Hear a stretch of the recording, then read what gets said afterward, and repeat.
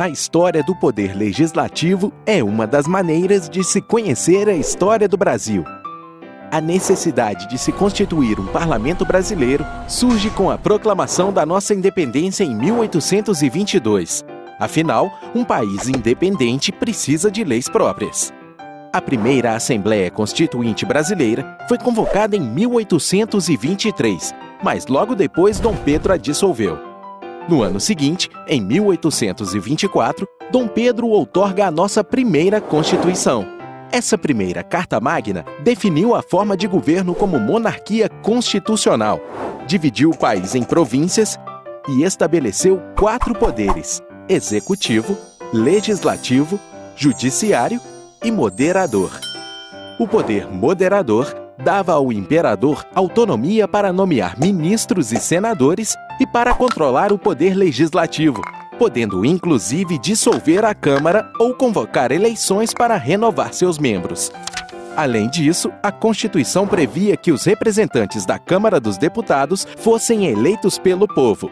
Nessa época, os eleitores brasileiros eram os homens, incluindo os analfabetos, maiores de 21 anos e com uma renda mínima que não era muito alta.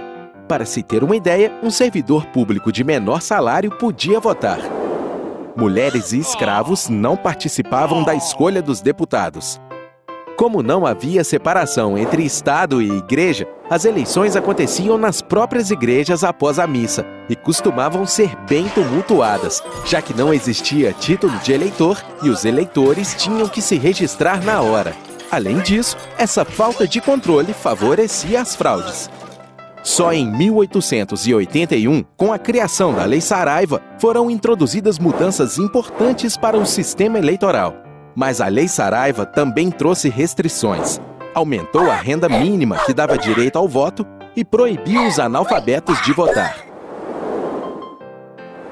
A história do Legislativo Mineiro começa em 1835, com a criação da Assembleia Provincial, sediada em Ouro Preto, capital da província de Minas Gerais.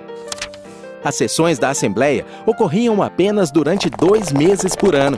Os deputados eram eleitos indiretamente e apenas 0,15% da população mineira podia votar. Como as demais assembleias das províncias, a mineira tinha uma autonomia bem restrita. Todas as suas resoluções deviam ser submetidas à Assembleia Geral, sediada no Rio de Janeiro. Mas essa subordinação ao poder central não ocorreu sem resistência. Minas Gerais foi um dos principais palcos da Revolução Liberal de 1842. O movimento estourou quando Dom Pedro II dissolveu a Câmara no Rio de Janeiro e destituiu todos os deputados alegando irregularidades e fraudes ocorridas nas eleições.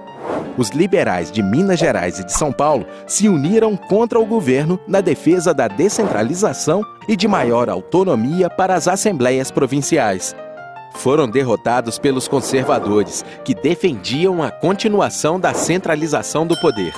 Superado esse e outros conflitos em várias províncias, o Império conseguiu manter o poder centralizado e a unidade territorial, assegurando o sistema escravagista e o perfil agrário da sociedade brasileira.